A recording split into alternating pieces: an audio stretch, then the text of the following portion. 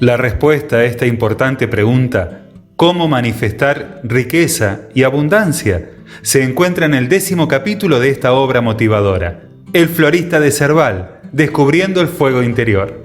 Aquí sabremos sobre el secreto de un estratega, de un hombre, a quien los invito a descubrir. Capítulo 10. Un amigo especial. Las tierras de Dazún habían empezado a dejar escapar de su oscuro vientre la primera vegetación. Las plantas más típicas de la zona se abrían paso entre los terrones con la fuerza de la naturaleza y de la historia. Las más singulares de otras villas comenzaban a poblar también los jardines y los canteros, pero la lucha continuaba siendo dura, agotadora. En aquel otoño, las lluvias fueron inusualmente frecuentes. Luego, en el invierno, la tierra se cuarteó por el hielo como hacía décadas no se veía. Cuando la vegetación parecía estar definitivamente ganando la batalla, aves, insectos y roedores atacaron sembrados y huertos. La desesperación los amenazaba con doblegar sus fuerzas. Sin embargo, Félix contaba con sólidos planes, un ejército de abnegados colaboradores, sus armas de hierro y madera y sus triunfos y fracasos. El muchacho se estaba convirtiendo en un verdadero experto. Llamaba a cada flor, a cada arbusto, a cada árbol por su nombre. Muchos lo visitaban al atardecer, a la hora en que las sombras bailan, para compartir su sabiduría simple, que se enriquecía a diario. Entre aquellas largas tertulias, nació un compañero de historias y vida, de oficio y gratitud, don Enrique, el hortelano de la colina. El hombre era conocido por su blanca y larga barba y por su enorme grandeza. Tenía el aspecto humilde de quien solo cuenta con pan y techo nada más, pero nada más lejos de la realidad. Todavía lo llamaban el hijo del funcionario. Había elegido su trabajo ante una amplia selección de funciones prestigiosas contra la expresa voluntad de su progenitor y disfrutaba de su labor al igual que el más altivo comisionado real. Era instruido, honesto y servicial. Cada semana bajaba al pueblo con su carro cargado de hortalizas frescas para proveer a los habitantes. Luego, descansando sobre un viejo tocón de roble, bebía el tinto de un amigo y, como poeta de ley, recitaba lo que sus ojos agradecidos disfrutaban de ver. Los vientos que peina el fuego han dejado de ser. La florida se aproxima y a la vuelta de la esquina echa gozo y gran placer. Esta tierra que cosecha resultados por doquier ha dejado las miradas que imploraban angustiadas y tocando campanadas anuncia nueva vida, floreciendo su alegría, exultante por saber sobre el tiempo que ya llega y que está próximo a nacer. Un Dazún que brota erguido y que ahora ya nacido, invita a embellecer un oasis veraniego, retoño por florecer, bellas matas de pradera que preparan la cantera para dar a conocer un pueblo levantado, laborioso y amistoso, una tierra de labranza, de jardines y esperanza, convertida en un vergel. «Estoy acostumbrándome a sus dichos, don Enrique», solía decirle Félix. «No sé qué voy a hacer el día que me vaya. Seguramente lo extrañaré». Si algo le faltaba al florista para llegar a ser un erudito sobre el mundo natural, era nada menos que la experiencia que tenía este curtido hortelano. A estas alturas de la reconstrucción, el muchacho contaba con los mejores jardineros, se había quedado con los más duchos.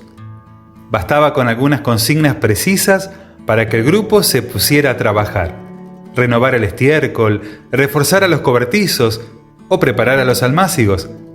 De esta manera, delegando tareas a conciencia, podía a veces permitirse algunas tardes largas horas de charla con don Enrique. Luego de compartir un buen jarro de vino, se levantaban del tocón, divisaban el huerto del viejo en la colina y se dirigían hacia él con lento caminar, como si de esa manera pudieran continuar juntos por más tiempo. El joven hablaba de sus jardines y de sus simientes, el hortelano sobre nabos y coles y de sus batallas contra las plagas que afectaban a los cultivos. A espaldas de ambos quedaba el molino casi terminado, aunque lejos todavía de verse como en sus mejores tiempos, la renovada casa del molinero y los blancos canteros recientemente pintados. La pequeña huerta en funcionamiento y el portón con el camino de entrada terminaban por desaparecer bajo la espesa enramada de piñoneros y alcornoques, los únicos que se habían enfrentado al fuego con aparente éxito. Las paisanas habían adquirido la costumbre de verlos pasar a través de sus campos de trigo y cebada, atraídas por sus andares singulares.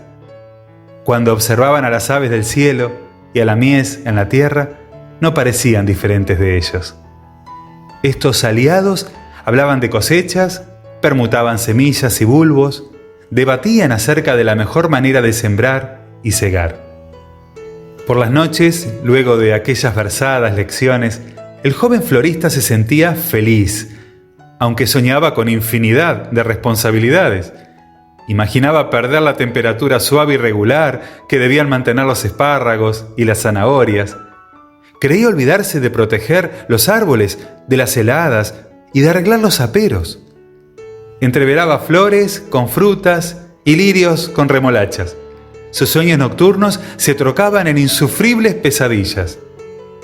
La grata presencia de don Enrique transportaba al joven a los remotos días en compañía de su querido abuelo.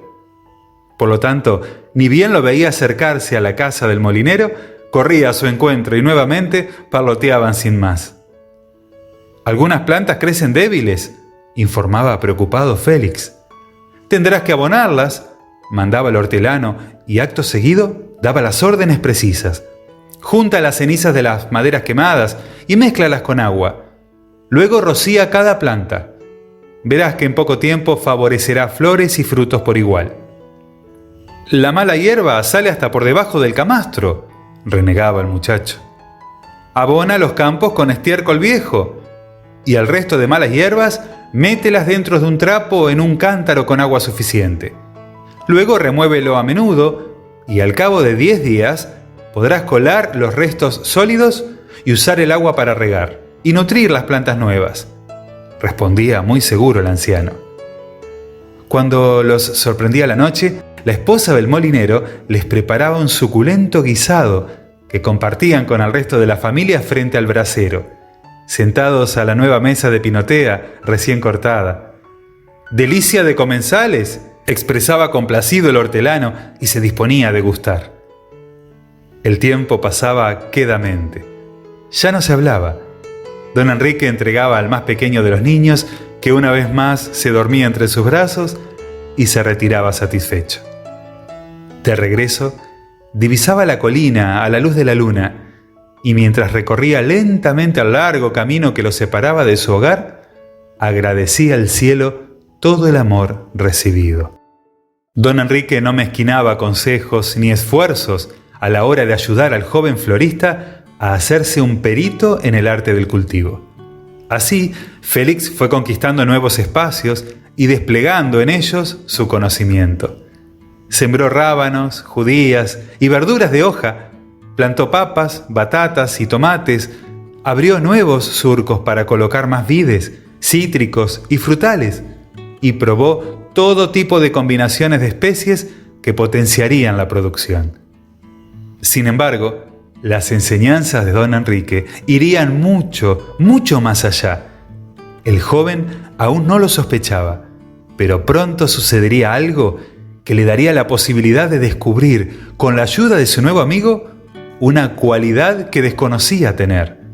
O tal vez fue el anciano mismo quien, sin darse cuenta y por su propio comportamiento, se la inculcó. Manos abiertas.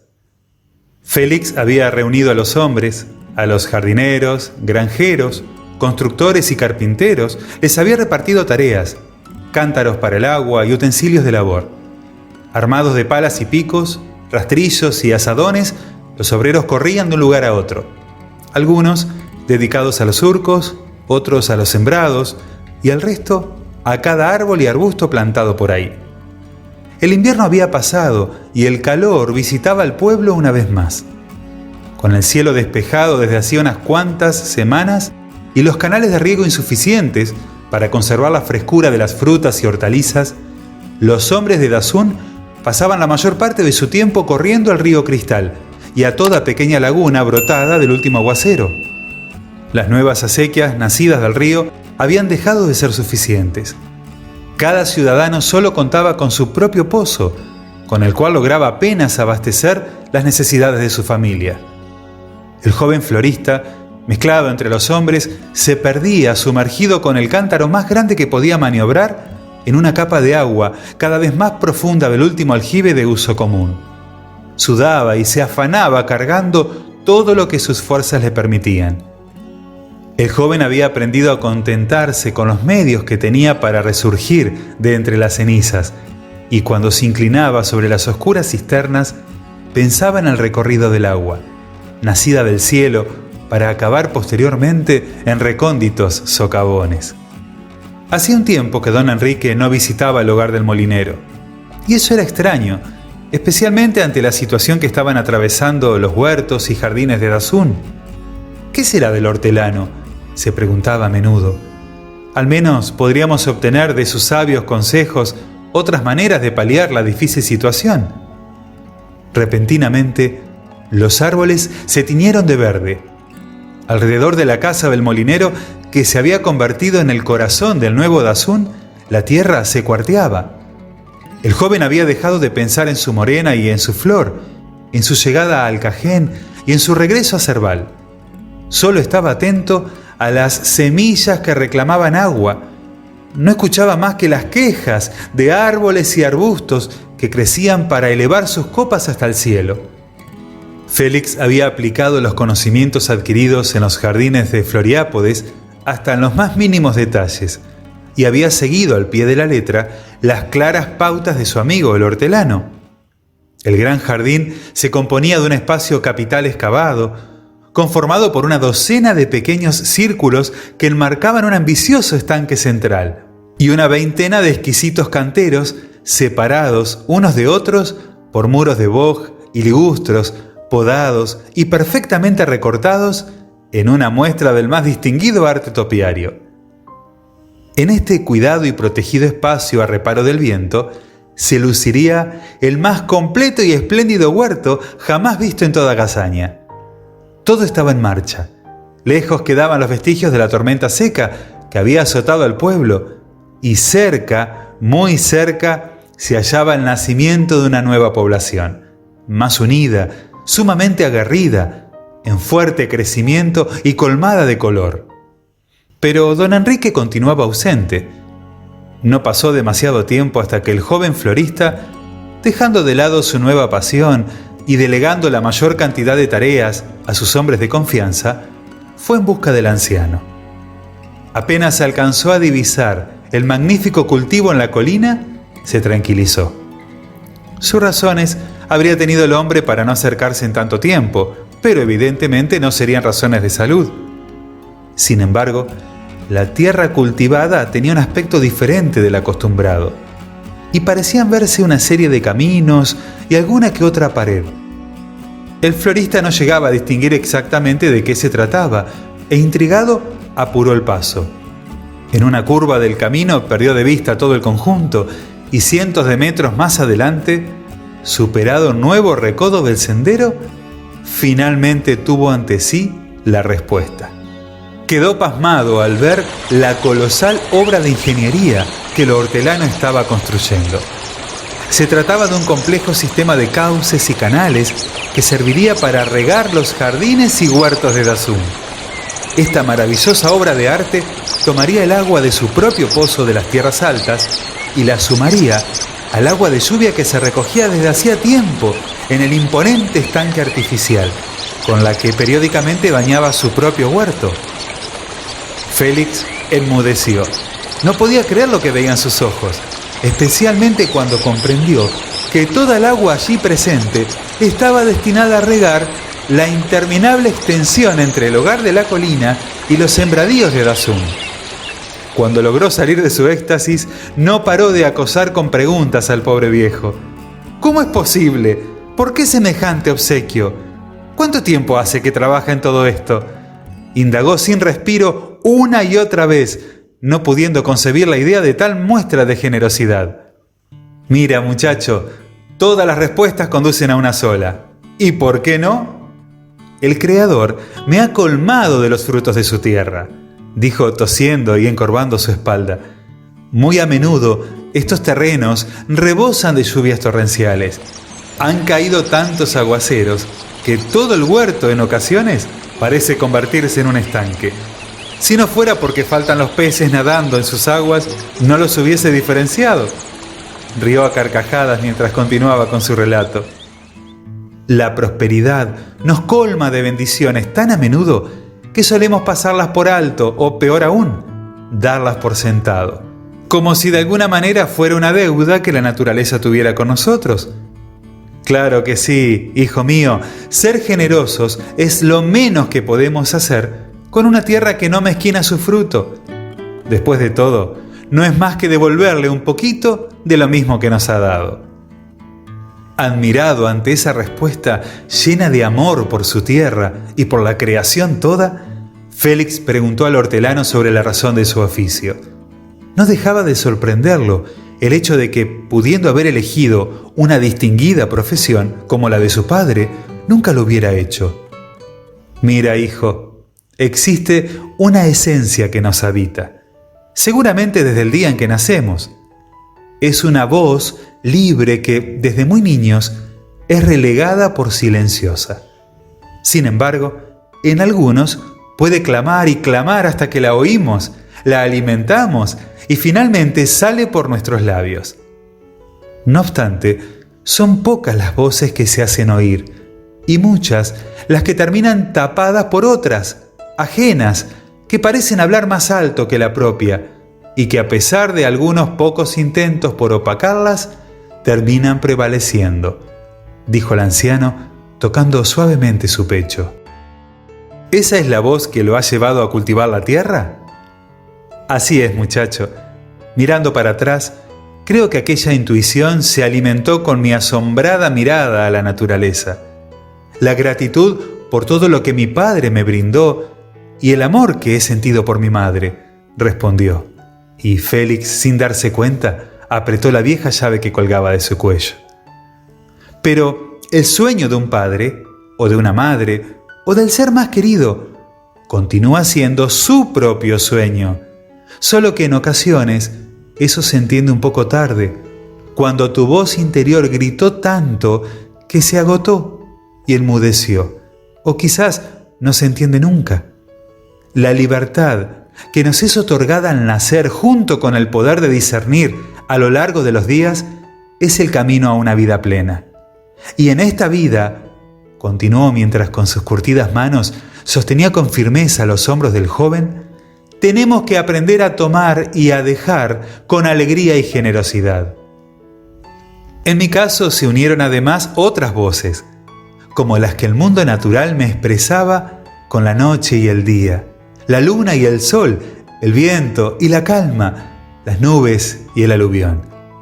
La creación, insobornable e incorruptible, con su bella inocencia, me inspiró para mantener mis convicciones, eligiendo el camino de la huerta, del jardín, del participar con mis dones, celebrando la vida y el compartir.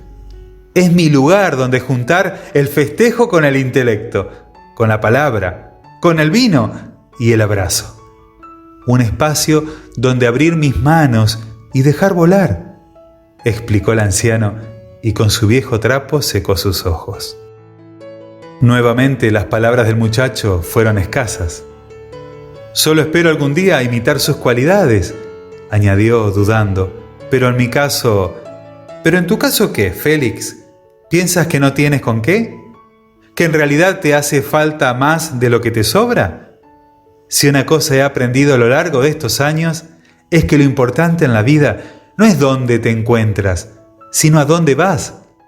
No lo que tienes, sino qué haces con lo que tienes. ¿Sabes una cosa, muchacho?, dijo sentándose sobre una piedra frente al canal más ancho y tomando al joven suavemente del brazo para sentarlo junto a él. Cuando eres dadivoso, sucede algo sorprendente. A pesar de que el objetivo de ser generoso no es beneficiarse uno mismo del proceso, inevitablemente sucede así. Ser generoso nos atrae grandes beneficios, agregó el hortelano. Sin embargo, lo que suele suceder es que sentimos miedo de perder aquello que tenemos, ya sea nuestras vidas o nuestras plantaciones o incluso el agua misma, como en este caso, afirmó y señaló el Gran Canal. Pero este miedo pasa cuando entendemos que nuestros recursos y los del mundo entero fueron servidos por la misma mano. He comprobado que mientras más apegado estoy a algo, más infeliz soy.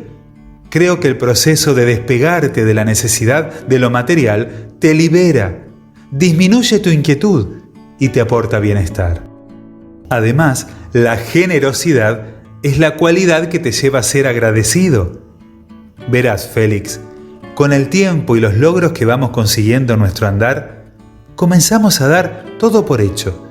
Nos molestamos si el pobre herrero nos cobró demasiado por los nuevos herrajes del granero, mientras olvidamos cuando, por no contar con un lugar seco, techado y bien cerrado, nuestros granos y hortalizas debían permanecer en viejos costales en los que se humedecían y dejaban de servir. O nos amargamos al terminar agotados tras un arduo día de labor, mientras nos olvidamos de aquellos días en que por dolor o enfermedad implorábamos salud para poder trabajar. Claro que sí, muchacho. Ser generoso te ayuda a recordar que existen personas que no tienen lo que tú tienes. En otras palabras, te hace más agradecido, concluyó.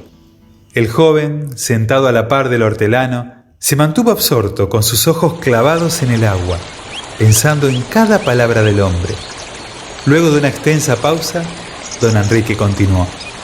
Ser generoso te da un sentido de propósito, pues cuando inviertes todos tus ingresos y tiempo solamente en ti, invariablemente dejas de encontrar propósito a tu vida y comienzas a tener una sensación de vacío. Por lo general, creemos que ese vacío se llena con algo nuevo. El problema es que ese algo nuevo aumenta aún más la sensación de vacío en ti. Ser generoso rompe ese ciclo y te incluye en un plan y en un propósito mayor. Estoy pensando seriamente en las maneras que podría hallar para ser generoso también, interrumpió el joven, ansioso por practicar los consejos del viejo. Lo ves, hijo, ser generoso motiva a otros a hacerlo también. Se trata de un proceso multiplicador. Piensa por un momento. Un ejemplo claro de ello es el que tú mismo has dado a nuestro querido pueblo. ¿Acaso tenías alguna obligación para con nosotros? ¿Conoces alguna ley en la que conste que en caso de emergencia el forastero deberá dar de su tiempo, recursos y fuerzas para hacer todo lo que has hecho y continúas haciendo por Dazún? Preguntó el hortelano, con paz en su voz y un genuino sentimiento de admiración. Tus generosos actos fueron precisamente los que invitaron a otros a unirse y multiplicaron el efecto de bien para muchos más. Además, la generosidad ayuda a desarrollar amistades duraderas. Cuando inviertes tu tiempo o tus ingresos en asistir a otras personas en necesidad, muy probablemente desarrollas una relación leal de por vida. ¿O crees que te dejaremos ir así, nada más, luego de conocerte y encariñarnos contigo? ¿Estás loco si así lo piensas?, ironizó don Enrique y soltó una carcajada. Dime, Félix, ¿cómo defines entonces a una persona sin ataduras materiales, sumamente agradecida, con verdadero propósito, que contagia virtudes y tiene amigos auténticos? Sencillamente diría que es una persona feliz. Antes de continuar, conseguimos ver claramente la respuesta a esa cuestión vital, como lo es el manifestar riqueza y abundancia, en las palabras del viejo hortelano de la colina, don Enrique, cuando, luego de una larga vida colmada de oportunidades, llegó a una sabia conclusión, afirmando: tenemos que aprender a tomar y a dejar con alegría y generosidad. Lo importante en la vida no es lo que tienes, sino qué haces con lo que tienes. Cuando eres dadivoso, sucede algo sorprendente. A pesar de que el objetivo de ser generoso no es beneficiarse uno mismo del proceso, inevitablemente sucede así. Y agregó: nuestros recursos y los del mundo entero fueron servidos por la misma mano. He comprobado que mientras más apegado estoy a algo, más infeliz soy. Creo que el proceso de despegarte de la necesidad de lo material te libera, disminuye tu inquietud y te aporta bienestar. Y finalmente concluyó: ser generoso te ayuda a recordar que existen personas que no tienen lo que tú tienes. En otras palabras, te hace más agradecido. Si te ha sido útil esta información, te invito a suscribirte y pulsar la campana para que seas uno de los primeros en recibir la siguiente entrega. Compártelo, sube este video a tus redes sociales o piensa en un ser querido que pueda beneficiarse de ello y envíaselo también. Gracias y hasta el próximo encuentro.